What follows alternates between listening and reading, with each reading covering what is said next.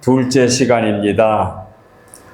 그래서 오늘은 3장, 4장, 5장의 말씀을 상고하기 위해서 제목을 종의 사역, 주님을 마가가 종이라 묘사했기 때문에 종의 사역, 즉 우리 주님의 지상에서의 사역, 이렇게 제목을 정했습니다. 종의 사역이라고 했지만 그 종이라는 말씀은 하나님께서 창조주 주께서 친히 이 땅에 내려오셔서 종의 자리까지 내려가셔서 인류의 죄를 속량해 주시려고 십자가에 못 박혀 죽으시는 그런 고통까지 당하셨기 때문에 종으로 묘사한 거지 어느 집 하인처럼 취급을 받으려고 종으로 묘사된 것은 아닙니다. 어쨌든 주님은 이렇게 종으로 묘사해가지고 이제 사역을 하시는데 오늘 말씀을 보게 되면 3장 초두에 손 마른 사람, 한쪽 손 마른 사람을 고쳐주시는데 여기서도 바리새인들이 저기를 품고 있습니다. 이제 본문에 들어가서 말씀하겠습니다만은 그래서 7절 이하에 보면은 주님이 바닷가 호반으로 물러가시지요. 그리고 제자들을 선정하십니다. 12제자를 부르시지요. 그런데 교권주의자들은 주님을 계속하여 미쳤다고 말합니다. 참으로 안타깝게 그지없지요. 얼마나 심한 말을 했는고 하니 귀신의 왕 바알세부를 지펴서 역사를 하고 있다고 말합니다. 그러니까 귀신에 씌워서 예수님이 능력을 행하신다는 거지요. 참으로 안타깝게 끝이 없습니다. 결국은 성령을 해방하는 죄를 범하는 자리까지 내려갔고 31절 이하의 공가복음이다 취급하는 참 권력, 진짜 가족, 오늘 본문이 그 말씀이죠. 누가 참된 내 가족이냐 하는 말씀으로 3장이 마감하게 되지요. 그리고 4장에 들어가서 하나님의 나라의 말씀을 비유의 말씀을 하시지요. 그리고 35절 이하에 이제 언급하시는데 여러 비유의 말씀을 이어지면서 5장에서 미친 광인, 무덤 속에 살고 있는 미친 광인을 치료 고쳐주는 역사가 이어지게 되지요.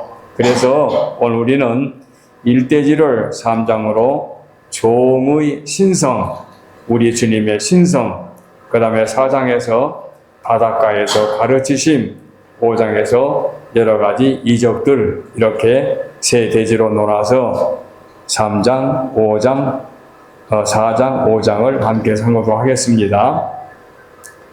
자, 3장에서 종의 신성이라 했지요. 한쪽 손 마른 사람을 고쳐주는 역사가 본문 초대에 나오지요. 이 회당에서의 이적으로 말미암아 역시 주님을 미워하고 증오하는 그 사람들은 안식일에 죄를 범했다고 그렇게 비난을 하게 됩니다. 그러나 우리가 2장 마지막 부분에서 말씀하신 대로 안식일은 사람을 위하여 있는 것이지 사람이 안식일을 위하여 있는 것이 아니라고 분명 말씀해 주셨지요. 그런데 유대인들은 공허한 형식주의에 빠져가지고 문제를 일으킵니다. 말씀을 일으키지요. 오늘 본문 4절, 5절을 다시 한번 이제 3장으로 들어가서 성경을 보시면은 4절, 5절을 제가 읽어 드리겠습니다. 여러분들 성경을 펴시기 바랍니다. 마가복음 3장 4절, 5절. 그들에게 이르시되 안식일에 선을 행하는 것과 악을 행하는 것, 생명을 구하는 것과 죽이는 것, 어느 것이 옳으냐? 이렇게 주님이 물으십니다. 그들이 잠잠합니다. 그들이 잠잠하거늘 5절에 그들의 마음이 완악함을 탄식하사 노하심으로 그들을 둘러보시고 그 사람에게 이르시되 네 손을 내밀라 하시니 내밀매 그 손이 회복되더라. 이것이 3장 초두의 주님의 종의 역사입니다. 참으로 안타깝기 그지없습니다. 자, 여기서 한쪽 손 마른 사람을 심하게 말하면은 불구의 삶을 살았습니다. 그러니 정상적인 사람을 볼 때 얼마나 부러웠겠습니까? 그런 사람을 건져주신 겁니다. 그게 선한 일이죠. 그래서 선을 행하는 것과 악을 행하는 것 중에 어느 것이 옳으냐? 안식이 사람을 위해서 있기 때문에 생명을 구하는 것과 죽이는 것 중에 어느 것이 옳은 일이냐? 주님이 이렇게 탄식하십니다. 뭐가 죄가 되는 일입니까? 안식일에 악을 행하는 게 죄가 되는 겁니까? 안식일에 사람을 죽이는 것이 죄가 되는 겁니까? 아니면 안식일에 선을 행하는 것이 죄가 됩니까? 안식일에 생명을 구하는 것이 죄가 되는 일입니까? 답은 나와 있잖아요. 답은 나와 있습니다. 뭐가 잘못된 것인지 알고 있습니다. 우리 주님은 탄식을 하십니다. 그리고 그 한쪽 손 마른 사람을 향하여 손을 내밀라 하고 그 사람을 정상적인 사람으로 완전히 깨끗하게 치료해 주셨습니다. 율법주의자들이, 헬레니즘 추종자들, 교회자들이 예수님을 흠잡을 데가 없으니까 바알세불에 집혀가지고 저런 일을 행한다, 이렇게 말하고 있습니다. 용서가 되겠습니까? 자, 안식일에 선을 행하는 것, 안식일에 사람을 살리는 것, 그것을 알면서도 행하지 않으면 그것이 죄가 되지요. 그러니 이 불구의 몸으로 살고 있는 환자에게 주님이 정상적인 사람으로 건져주셨습니다. 그럼에도 불구하고 비난합니다. 귀신 들려가지고 저런 짓을 행하고 있다고. 얼마나 안타까운 말입니까? 참으로 고통스럽고 말로 표현할 수 없는 안타까운 일을 당하고 있습니다. 주님이 너무 기가 막히니까 호반으로 물러갔습니다. 그리고 호반에 이르렀습니다. 많은 군중이 따라옵니다. 그 사람들 중에 병든 자를 건져주십니다. 이것이 종으로 묘사된 우리 주님의 행적입니다. 이게 3장에서 출발하고 있습니다. 참으로 기가 막힌 일입니다. 안식일에 선을 행하는 것, 악을 행하는 것, 안식일에 사람을 살리는 것, 사람을 죽이는 것, 어느 것이 옳으냐? 그런데요, 놀라지 마세요. 오늘날까지도 내 이익을 위해서 나라에 해가 되는 일도 스승치 않는 일이 오늘날 타락된 정치가들의 일이 아닙니까? 그러니 그때만 그 일이 있었던 것이 아니라 오늘날까지 이어지고 있습니다. 내 사사로운 이익을 위해서 국가적으로, 민족적으로, 역사적으로 범죄하는 자들이 얼마나 많습니까? 누구를 탓하자는 얘기가 아닙니다. 그때나 오늘날이나 세상은 마찬가지란 얘기입니다. 우리 주님이 얼마나 탄식하고 계시겠습니까? 귀신 들렸다고요? 귀신 들린 사람 뭐라고 합니까? 속된 말로 미친 자 아닙니까? 미치자. 예수님이 미치광이가 되어가지고 병자를 고칩니까? 이렇게 주님의 사역에는 아픔과 고통과 상처가 되는 일이 이어지고 있습니다. 자, 13절 이하의 12제자를 택하십니다. 그럼에도 불구하고 주님은 천국 복음사역, 인간 구원을 위해서, 인간 구령을 위해서 제자들을 부르십니다. 이제 전도사업의 본 궤도에 오르기 위해서 12제자 또는 12사도, 사도라고 표현해도 상관이 없고 제자라고 표현해도 상관이 없습니다. 자고 12제자를 부르십니다. 자, 그리고 그 제자들을 훈련을 시키십니다. 그리고 그들에게 천국 사업을 맡기십니다. 자, 누굽니까? 베드로. 우리가 잘 알지요. 반석이라는 이름을 지어주신 거지요. 그래서 베드로가 수제자라고 하지요. 그는 결혼한 자요, 고향은 베세다, 가버나움에 살았으며 야고보와 요한과 함께 업으로 동업을 했지요. 그는 사실은 우리와 똑같은 인성을 갖고 있어서 처음에는 실수도 많이 합니다. 그러나 점점 종이신 예수 그리스도를 스승으로 모시고 예수님을 따르면서 점차 훌륭한 전도인으로 사도로 성장하게 됐지요. 우리가 잘 아는 베드로, 두 번째 야고보입니다. 요한의 형제로 형제가 별명을 갖고 있어요. 우레의 아들 보아너게라는 별명을 갖고 있지요.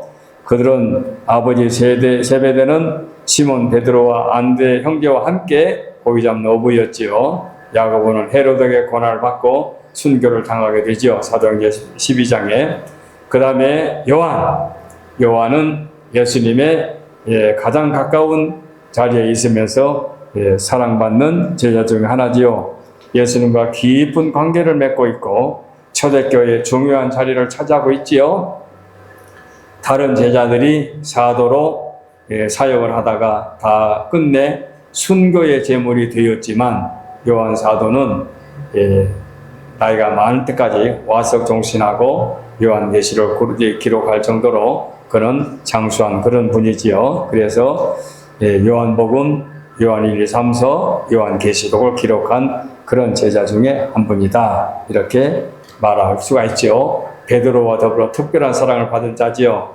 그 다음에 안드레 일찍이 종에게 돌아온 제자 중 한 사람으로 그의 형제 베드로를 그리스도로 인도하는 그런 분이지요. 그리고 빌립은 갈릴리 지방 베스다 출신이고 베드로와 안드레와 같은 동네 사람으로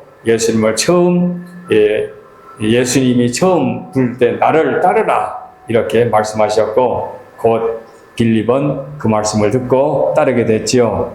그가 나다나엘에게 말하기를 우리가 모세가 율법에 기록하였고 여러 선지자가 기록한 그분을 만났으니 곧 요셉의 아들 나사렛 예수라. 이렇게 예수님을 소개했지요. 베드로와 안드레 동양인 가버나움 북동쪽에 있는 항구 도시 베스다가 그의 고향의 출신입니다. 그 다음에 바돌로메는 신약 성경에 직접으로 많은 활동이 기록되지는 않았습니다. 그러니까 학생들도 이름이 돋보이는 애들도 있고 이름이 전혀 나타나지 않은 자도 있지 않습니까? 그런 능력에 따라서는 다르지요. 시험 볼 때는 다르지요. 그런 식으로 바돌로메는 신약성에 직접으로 언급된 활동사항은 많이 기록되지 않습니다. 그러나 주로 요한복음을 주의한 공관복음, 마태, 마가, 누가 복음에 그리고 사도행전에 그 명단에 꼭 나와 있는 12제자 중 하나지요. 요한복음에서는 나다나엘이라고 불리기도 하기 때문에 이 모아드는 학자들은 이분이 그분이 아니냐 이렇게 인물의 가능성을 보기도 합니다. 나다나엘이라는 말은 하나님께서 주신 선물 이런 말이 뜻이 있고 하나님의 특별한 목적과 은혜로 부르심을 받았기 때문에 그도 역시 지상에서 사명을 잘 감당했을 줄로 압니다. 그리고 이제 우리가 지난번에 마태복음을 공부할 때 저자인 마태는 본래 세리였지요. 예수님을 따르게 된 후 복음의 저자로 알려졌는데 마태복음을 기록한 저자 레이라고도 말하지요.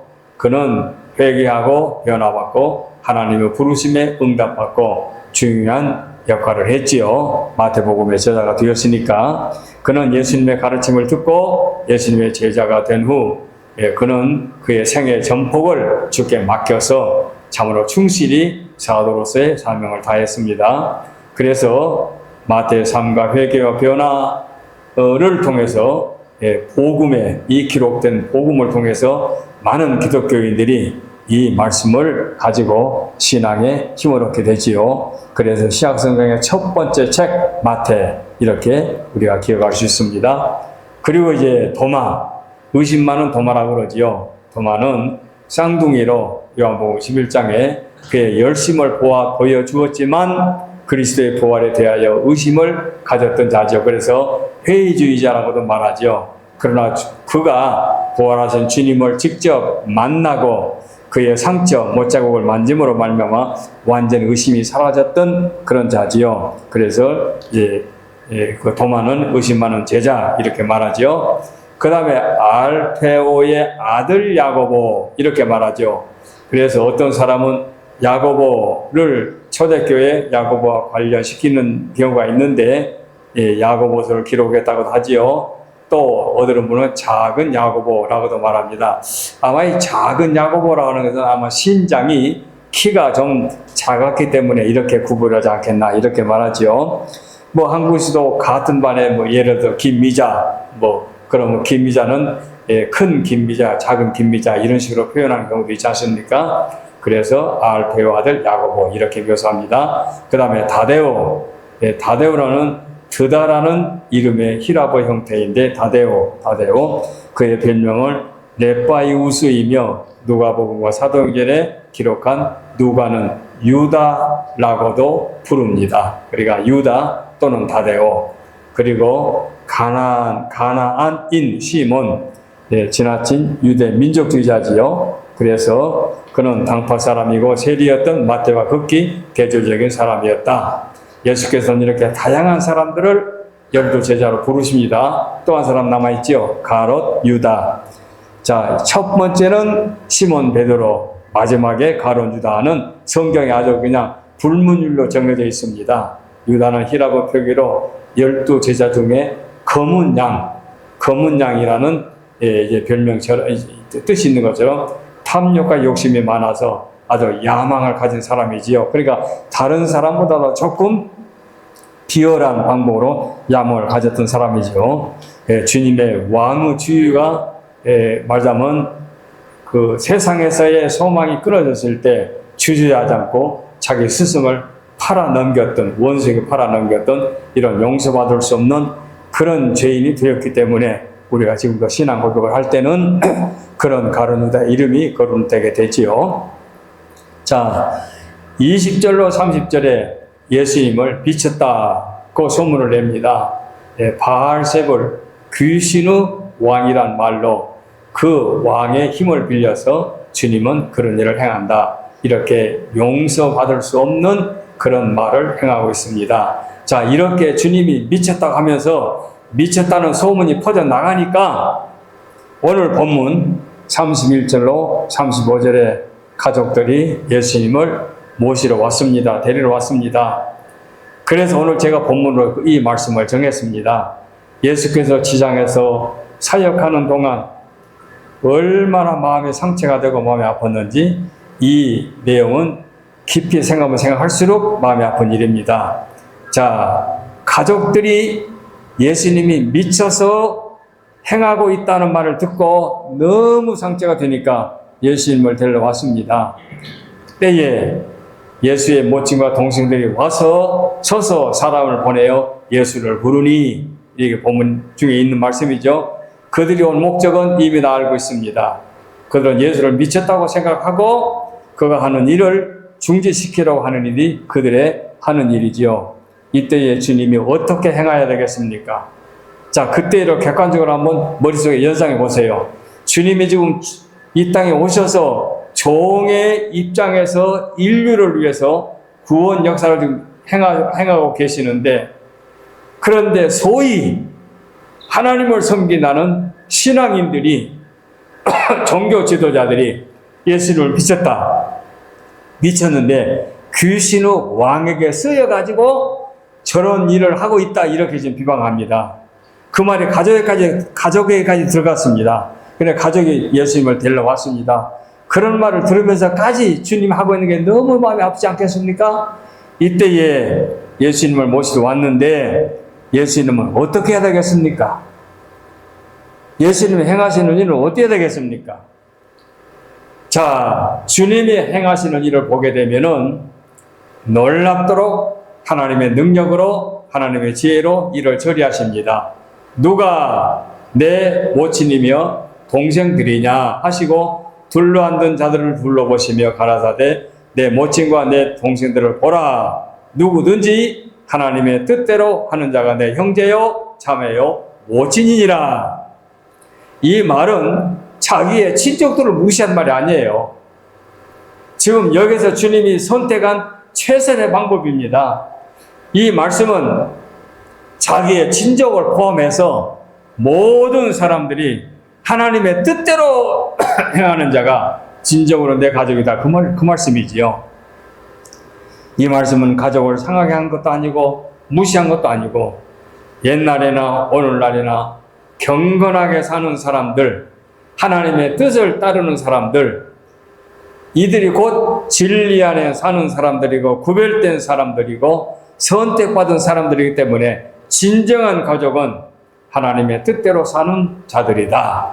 그래서 마태복음 12장, 누가복음 8장에는 다 같이 똑같이 추구한 말씀인데, 자, 가족들이 찾아왔을 때 주님이 말씀하시는 것은 누구든지 하나님의 뜻대로 행하는 자, 하나님의 뜻대로 행하는 자, 이 말씀은 마태복음이나 누가복음에 똑같은 말씀이나 하나님의 말씀을 듣고 행하는 자, 하나님의 말씀을 듣고 행하는 자, 하나님의 뜻을 따르는 자, 바로 이가 진정한 가족이고 이가 곧 형제고 자매라는 것이지요. 그래서 이런 자들은 그리스도의 신령한 가족이 될 수 있고, 또 이와 같은 자들이 신령한 가족의 교제가 있는 곳이고, 바로 이런 곳이 교회이고 이런 곳이 천국의 그림자다. 깊은 뜻이 들어있습니다. 이렇게 해서 가족들이 미쳐서 날뛴다고 하는 그 말을 듣고 너무 상처가 되니까 모시러 왔는데 주님은 이렇게 말씀을 해 주셨습니다. 진정한 가족, 의미가 깊은 말씀입니다. 자, 4장으로 넘어가겠습니다. 4장에 바닷가에서 가르치십니다. 4장 1절로 34절에 비유의 말씀이 이어지지요. 자, 마태는 조직적이고 체계적으로 기록하면서 마태복음 13장에 비유의 장에서 7가지 비유를 말씀하셨습니다. 저자 마태는. 그런데 누가, 이제 다음에 나올 누가, 마가복음 다음에 누가는 2가지만을 비유의 말씀으로 하십니다. 그래서 씨 뿌리는 비유, 겨자씨 비유. 그런데 오늘 본문의 마가는 비유의 씨 뿌리는 비유와 등불과 등경, 그 다음에 씨가 자라는 과정, 이중 등불과 등경은 비유라기보다는 직설적인 말씀으로 다른 복음에는 산상보훈에 들어있습니다. 그러니까 비유의 말씀으로 아니면 산상보훈에. 그래서 마가는 이렇게 3가지를 취급하고 있습니다. 하나님의 나라는 이런 곳이다 하고 말씀해 주십니다. 그래서 씨 뿌리는 자의 비유 1절 29절에 이어지죠. 바로 이것을 마태복음 아까 말씀드린 대로 7가지 비유 중에 마가는 이것만을 취급합니다. 마태복음과 같이 천국을 나타내기보다는 하나님의 나라에 관해서 더 표현을 하고 있기 때문에 이렇게 말합니다. 그래서 마가는 왕에 대한 복음이라기보다는 종에 관한 복음이기 때문에 이렇게 표현하는 것으로 생각하고 있습니다. 그리스도 종의 신분은 이스라엘 민족에 대한 하나님의 궁극적인 목적을 달성하기 위하여 민족적 차원의 천국에 관한 관계이다기보다는 포괄적인 하나님의 나라, 하나님의 나라의 깊은 의미를 내보이기 때문에 이렇게 말씀하고 있습니다. 이 비유는 세상에 뿌린 하나님의 말씀을 받아들이는 자세에 들어있는 거지요. 그래서 진리가 이 비유 속에 있는데 그것을 믿는 자들은 해설 없이 교훈의 내용을 알 수 있으나 영적으로 눈이 어두운 자들은 아무리 알고 싶어도 이해력이 부족해서 깨닫지 못하게 되는 거지요. 이런 진리가 있습니다. 말씀에 대한 단순한 신앙 고백의 확실한 소유 사이에 생생한 대조를 이루는 말씀이기 때문에 다른 복음과 비교할 필요가 있기 때문에 말씀을 드립니다. 복음은 전파되어야 할 뿐 아니라 이 복음은 빛을 내야 하고 씨가 자라는 것처럼 마가는 독특한 비유로 하나님 나라의 성장 과정을 말씀하고 있습니다. 결실의 모습, 씨 뿌리는 비유는 복음을 받아들이는 마음밭으로 분류했으나 여기서는 복음 자체의 성장 과정을 말씀하고 있습니다. 그 다음에 30절로 34절에 겨자씨 비유, 이 비유에서 현재 하나님의 나라의 급속한 성장을 종은 말씀하고 있습니다. 겨자씨는 지극히 작은 씨, 아주 작은 것으로 유명하지요. 그래서 이 겨자씨, 심지어 한국에서는 그런 말씀도 하죠. 성주실에 갔다 오신 분들이, 목사님들이 교우들에게 제가 이번에 겨자씨를 구해 왔습니다. 예배 마치고 와서 보십시오 하니까 눈이 보이지 않는 연세 드시는 권사님이 가서 가끔 어딨냐고 하면서 콧김으로 흉 해뿌리가 씨가 날아가 버렸다. 이건 웃자고 하는 얘기지는 모르겠습니다. 저는 성지순례도 못 갔으니까 그렇게 말하는 것은 겨자씨가 작다는 얘기지요. 그런데 겨자씨가 자라게 되면은 그 자라는 나무는 얼마큼 크냐? 3.7m까지 자란다고 그래요. 3.7m. 그러니까 거의 아파트 한 채 높이 아니겠습니까? 아파트가 3m니까 이렇게 큰 나무가 되면은 그 나무에 새들이 와서 깃들인다. 새들이 깃들일 정도로 나무가 커진다는 얘기죠. 자, 이렇게 새들이 깃들인다 이렇게 말하는 것은 천국에 성장할 때에 하나님 나라에 부당한 것들이 거기에 들어온다는 말로도 해석을 하는 분들이 있습니다. 다니엘서 4장에 근거해서. 자, 그 다음에 조음과 광풍. 이제 우리 주님이 제자들과 함께 배를 타고 이제 배를 타고 있습니다. 그런데 여기에서 안전하게 주님이 함께 탔기 때문에 그 배는 안전해야 되는데 풍랑을 만나게 되지요. 그러나 주님께서는 바다야 잔잔하라 말씀하시면서 능력을 행하게 되시지요. 갈릴리 바다에 대해서는 마가복음 6장을 강의할 때 거기서 좀 더 자세히 말씀을 드리려고 합니다. 자, 이렇게 해서 4장에서 비유의 말씀이 이어지고 이제 마지막 세 번째 대지 5장으로 들어왔습니다. 5장은 여러 가지 이적들이 나오는데 그 이적들 가운데 앞에 있는 부분을 보게 되면 무덤 사이에 거라 사이에 있는 귀신 들린 사람, 마귀 들린 사람, 귀신 들린 사람에 관해서 1절로 20절까지 이어지게 됩니다. 이 지역을 마태복음에서는 가다라, 거라사 또는 가다라 이렇게 말합니다. 누가복음에는 거라사인이라고 말합니다. 오늘 보면은 거라사, 가다라, 거라사인 이렇게 과거의 지명이 이런 이름으로 많이 다양하게 불러진 것은 아마 오늘날도 그런 데가 있죠. 똑같은 지명을 그렇게 말하기가 있죠. 자, 거라사인, 가다라인 또는 거게사 이렇게도 말하는데 그 거게사라는 말은 작은 지역이라는 말로도 말한다고 합니다. 갈릴리 호수 동편에 있는 그런 지역에서 이제 미친 사람이, 귀신 들린 사람이 무덤 속에서 생활하고 있다. 결박을 해도 누가 감히 쇠사슬로 묶어놔도 그렇게 가만히 있지 않는다. 참으로 마귀의 사탄에 걸리게 되면은 힘이 보통 사람보다 더 강한 힘을 이제 그렇게 나타나는 것 같습니다. 다시 한번 본문의 말씀을 보게 되면은 예수님이 바다 건너편 거라사인 지방에 갔는데 배에서 내려오니 더러운 귀신 들린 자가 예수께 나와서 이제 무덤 사이에 살고 있는 거 나와가지고 지극히 높으신 하나님의 아들이여 나와 당신 아무 관계가 없습니다. 이런 식으로 귀신이 이제 금을 겁니다. 그때 주님께서 이 더러운 귀신아 그 사람에게서 나오라 이렇게 말씀하시죠. 그러니까 귀신이 나왔습니다.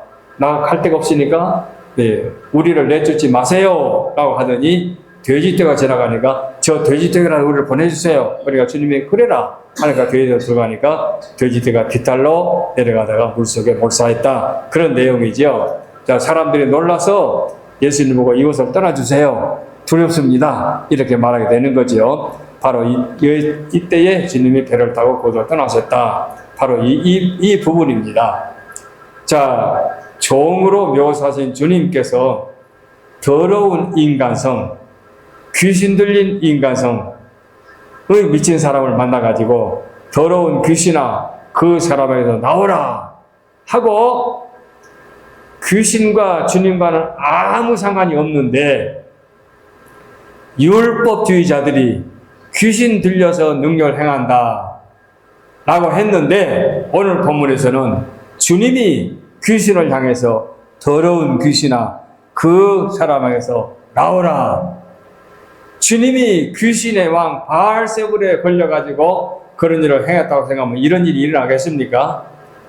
바로 주님은 이렇게 더러운 귀신과 맞서서 미친 사람을 건져 주셨습니다. 저도 어렸을 때 미친 사람을 만나봤습니다. 그리고 지옥 가는데 미친 사람을 그 무거운 철사줄로 묶어 놓으니까 이 살이 탁 녹아가지고 뼈만 항상 하얀 뼈가 보이는 것도 보았습니다. 끝내는 그렇게 죽어가고 비참하게 죽은 것을 보았는데 참으로 불쌍한 일이죠.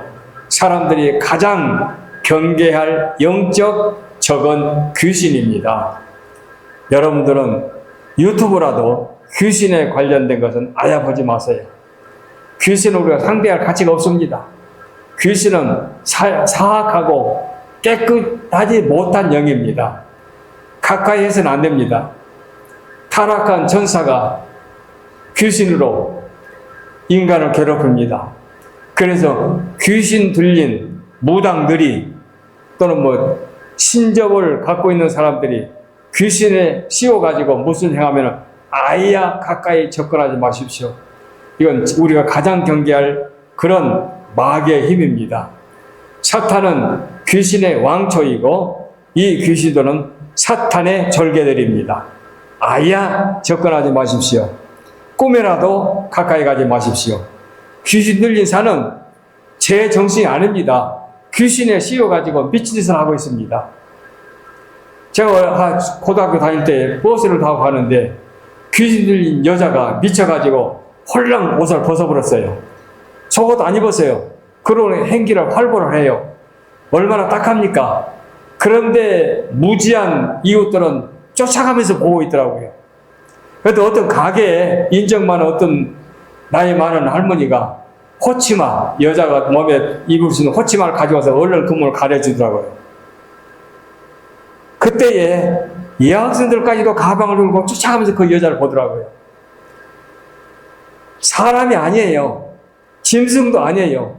미친 여자는 참으로 불행한 여자예요. 근데 그 여자를 따라가면서 보는 사람들이나 구경하는 사람들은 얼마나 추악하고 더럽고 사악합니까? 근데 그중 한 사람이 뭡니까? 치마로, 호치마를 몸으로 가려줄 때에 거기까지 봤어요. 참으로 제일 불행한 일이 귀신 들려서 미친 사람입니다. 주님은 이런 사람을 권해주셨습니다. 귀신 들어가지고 무덤을 파고 무덤 속에서 살고 있어서 이게 사람입니까? 짐승보다 못한 짓이죠. 사탄에 의해서 이렇게 망가집니다. 그러니 귀신 들린 사람, 가장 불쌍한 사람이고 우리가 가장 경계할 대상이 귀신입니다. 그러므로 주님은 이런 더러운 추악한 귀신 들린 사람을 건져주신 겁니다. 그래서 귀신은 인격을 말살해버리고 귀신 들린 사람은 제정신이 아니기 때문에 이런 일을 행하게 됩니다. 그래서 귀신들은 몸과 마음을 혼란시키게 됩니다. 귀신들은 영적 세계에서 타락된 존재입니다. 우리가 가장 경계해야 될 존재들입니다. 그래서 귀신들은 타락한 조직 세계에서 아주 크게 발광을 합니다. 미쳐 날뛰게 되는 거죠. 사이비 종교가 이런 데 빠집니다. 그래가지고 희한한 짓을 합니다. 그러다 보니까 사람들이 모이듭니다. 모이던 사람들이 누구 같습니까? 아까 귀신 들린 나체 여인을 쫓아가면서 보는 사람들과 똑같은 존재들입니다. 그거는 부러울 것도 없고 거기는 아무리 많은 사람들이 모아들고 많은 사람들이 자기들이 헌금을 무지하게 바쳤다 그래도 부러울 것 하나도 없습니다. 가난하게 살아도 경건하게, 없이 살아도 경건하게 믿음으로 살아야지 귀신, 사이비 종교, 이단에게 빠지면 가장 불행한 존재들입니다. 이건 참으로 경계해야 될 대상들입니다. 그래서 귀신들은 참으로 여러 가지 예수께서 배 타고 맞은편으로 가실 때에 해당 이제 5장 21절 이하에 나오는 말씀인데 주님이 가장 경계해야 될 대상들이 귀신인 것을 말씀해 주셨는데 배를 타고 맞은편으로 가실 때 회당장 야이로가 와서 내 딸이 당장 죽어갑니다. 먼저 치료해 주세요. 그 말씀을 듣고 회당장의 집으로 진입해 가고 있습니다. 그런데 가는 도중에 12년 동안 혈루병으로 앓고 있는 여인이 그동안 의사에게 몸도 맡겨봤습니다. 치료도 받아봤습니다. 치료비가 많이 들었습니다. 그럼에도 치료가 되지 않았습니다. 그런 여인이 누구의 말을 들었는지 예수님 가까이 와서 많은 사람이 지금 예수님을 따르고 있는데 그 예수님 가까이 가가지고 예수님 옷자락을 만졌습니다. 만짐으로 말미암아 그 여인의 혈루병이 깨끗하게 고침을 받았습니다. 아무도 모릅니다. 그 여인이 예수님 옷자를 만진 것을 누구도 지금 눈여겨보지도 않았습니다. 그런데 주님께서 누가 내 옷을 만졌느냐? 그러니까 따르는 제자들이 선생님, 이 많은 사람들이 지금 주님을 따르고 있는데 따르는 사람 중에 옷을 만질 수도 있지 뭐가 그렇게 대단합니까? 그런 쩌로 말하지요. 꼭 성경에 그렇게 기록된 건 아닙니다. 그러니까 주님께서 아니다. 내 능력이 그 옷 만지는 사람에게 나갔다. 그 뒤를 돌아보니까 그 여인이 있습니다. 예, 주님이 그렇게 말씀하고 뒤를 돌아보니까 여인이 깨끗하게 나왔습니다. 자, 그래서 주님이 따라 내 믿음이 너를 구원하였으니 편안히 가라. 그 여인은 혼침을 받았습니다. 믿음으로 예수님의 옷자락을 만짐으로 치료를 받았습니다.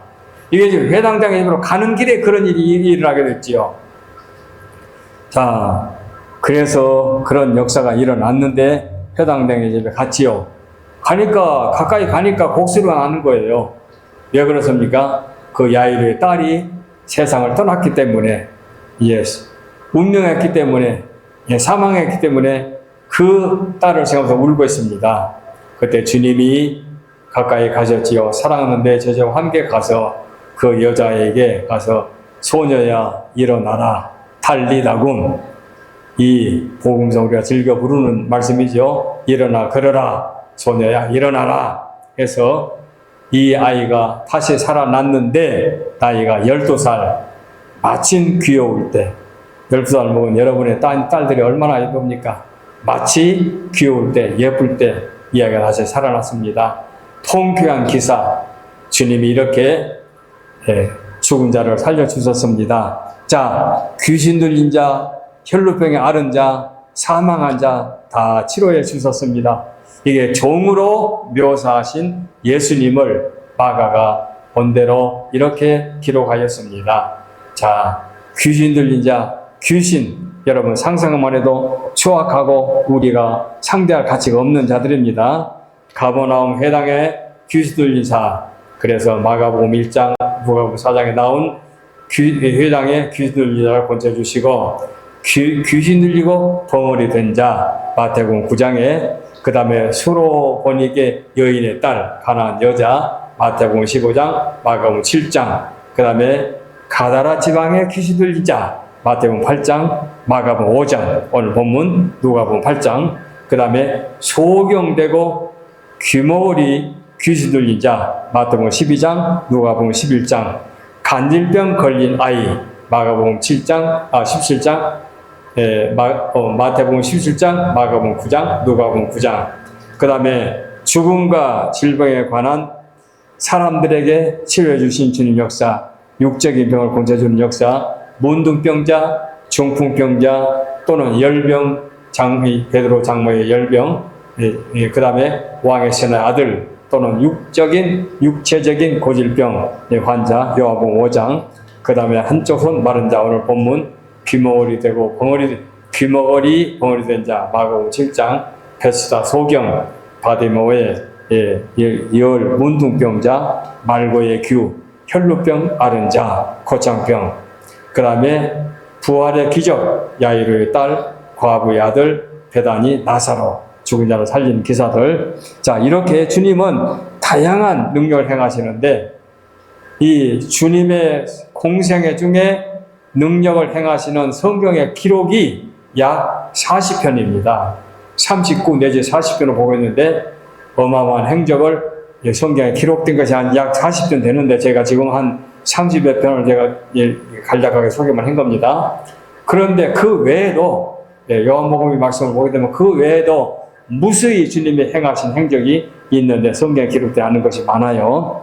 자, 이렇게 종으로 묘사하신 우리 주님께서 이적의 방법 그리고 목적을 분명히 보여주셨는데 주님의 이 이적들은 오직 신성에서만 국한된 것이 아니고 신성과 결합된 인성, 주님은 신인 양성을 갖고 계신 분 아닙니까? 그래서 완전한 인간이고 완전한 신이기 때문에 신인 양성을 가지고 그 신인 양성으로 이 능력과 이적을 행하셨다. 이렇게 우리가 정리해 볼 필요가 있습니다. 그래서 예수님의 이적은 예수님의 신성을 보여주실 뿐만 아니라 예수님의 완전한 인성을 보여주신 그와 같은 능력을 행하신 분이다. 이렇게 우리가 기억하시면 되겠습니다. 자, 우리가 지금 마가복음을 공부하면서 마태복음에 나온 말씀과 같은 사건들을 가지고 반복된 말씀도 있는데 제가 가급적이면 반복된 부분에서 강조점을 제가 좀